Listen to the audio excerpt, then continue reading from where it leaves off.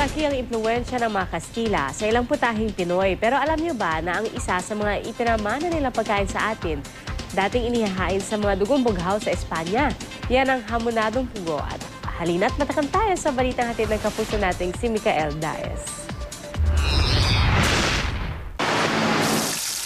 Ang hamonadong pugo o aves de convento para sa mga Kastila ay isa sa mga paboritong pagkain ng mga hari at reyna, gobernador Silio o mga dugong bughaw sa Espanya noong araw. Kaya naman nang sakupin tayo ng mga Kastila, isa ito sa ipinamanang putahe sa atin bilang appetizer o pulutan. Dahil sa ang malolos ay isang bukirin, marami ditong pugo at kapag anihan ng mga palay, dito sila kumukuha ng mga pugo. At tinuruan nila ang ating mga katutubo kung paano ito lutuin kaya ito ay naging isang putahe nila.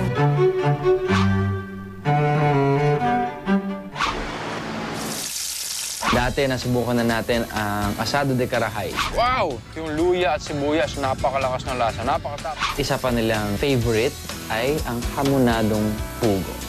And ang common denominator dyan, alak. And of course, this is a taste of history. Medyo excited ako dahil nakita ko yung bigat niya dun sa kasaysayan natin. Tara!